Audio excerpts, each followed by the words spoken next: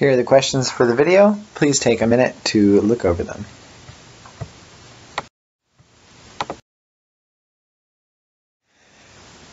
In the election of 1800, we see the same two candidates running against each other once again. It's John Adams representing the Federalist Party and Thomas Jefferson representing the Republican Party. And in this election, John Adams is pretty unpopular. And he's unpopular because he both refused to fight the French after the XYZ affair, and he passed the extremely unpopular Alien and Sedition Acts. Jefferson, on the other hand, is a very controversial choice for president because of allegations that he has had sexual intercourse with his slaves, and also because of his widely known unorthodox religious ideas. He was not a Christian, which upset a lot of people. In spite of this, Jefferson wins a narrow victory over John Adams, getting 73 electoral college votes as opposed to Adams' 65.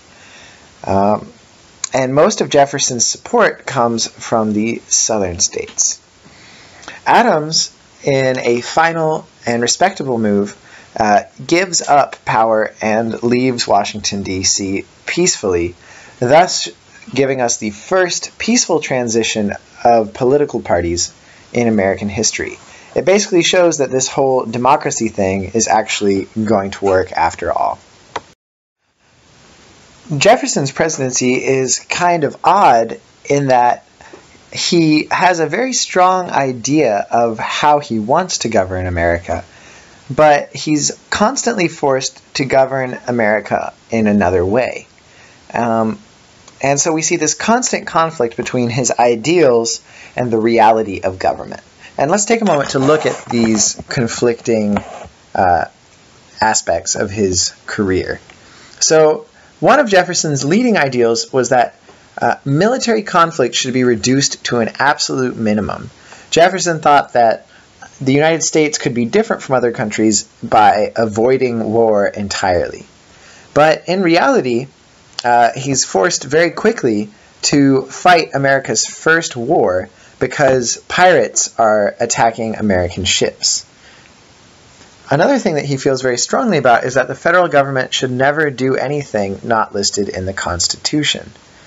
But when it comes time to purchase Louisiana from France, he finds himself having to do something that the Constitution does not tell him he can do.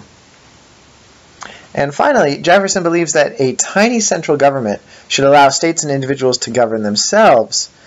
But when he purchases Louisiana, he actually expands the central government's power greatly.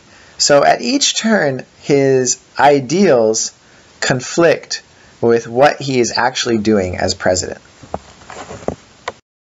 As I've already mentioned, Thomas Jefferson would have liked for America to be different from all other countries by avoiding war entirely. But this doesn't work out. As it happens, certain North African states have been sending out pirates to attack American ships and preventing them from trading with large parts of Europe.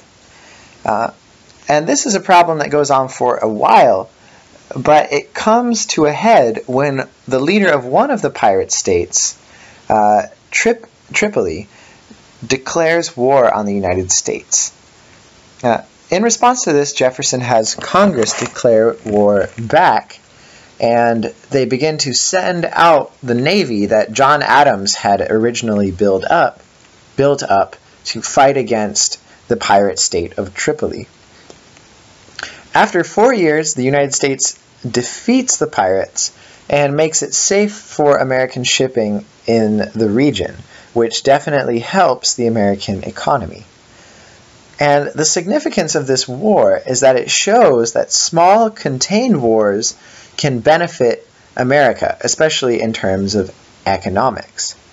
But it also demonstrates to the rest of the world, including to Europe, that you can't just mess with the United States, because if they have to, the United States will fight back in order to protect its interests.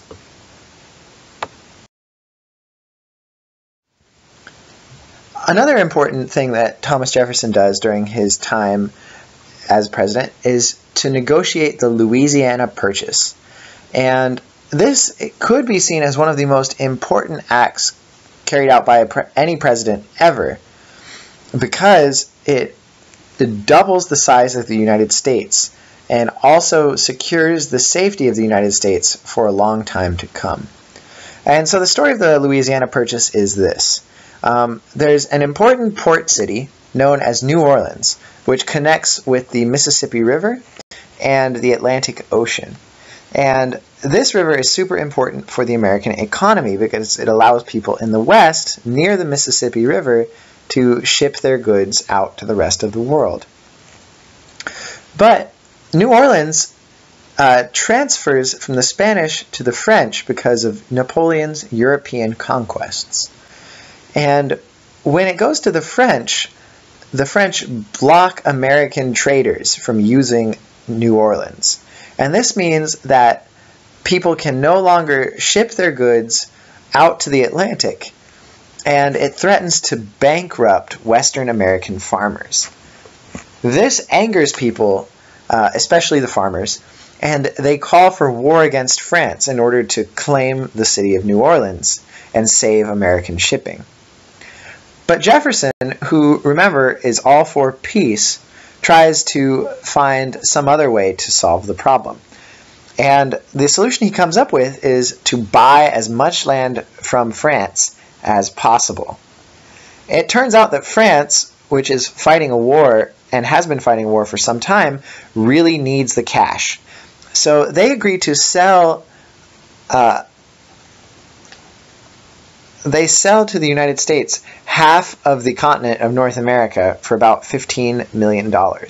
And you can see a picture there. That darker orange splotch is the area that Thomas Jefferson purchased.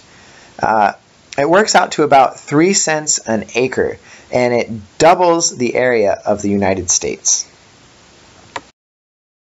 The Louisiana Purchase was incredibly important for the future of the United States. And it had a couple particularly interesting effects. The first effect that it has is it expands the power of the federal government. It does this because the central government is directly in charge of all of the new territory that has been purchased. It will remain in control of all of this territory until there are enough people living there for it to be carved up into states, which takes a really long time. It also establishes the president's authority to purchase new territory, which is not a power that's specifically given to him in the Constitution. And so this, in spite of Thomas Jefferson's wishes, expands the power of the president. The Louisiana Purchase is also really important because it prevents war with France. Now that France isn't blocking American shipping, there's no reason for people to be angry with France. And so America can remain at peace and avoid war with Europe. It also allowed America to turn inward. So instead of focusing mostly on trading with Europe, this now allows America to focus on expanding west and on increasing its agricultural production. And finally, it allows for the growing American population to expand westward.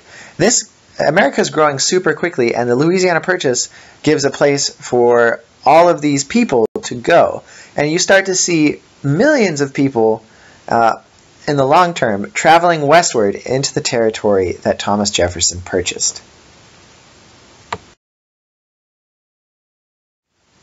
And so to sum up, we can say that Thomas Jefferson's first term is both surprising and successful. It's surprising because Thomas Jefferson goes against many of his own beliefs. He fights the first foreign war, and he expands the federal government's power. But he's successful because he uses the Navy in this war to protect American trade and to help the American economy. He avoids war with France, and he greatly expands American territory. All of these things are very important for the future strength of the United States.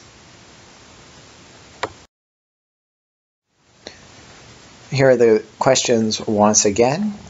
make sure you can answer these by the time you come into class tomorrow.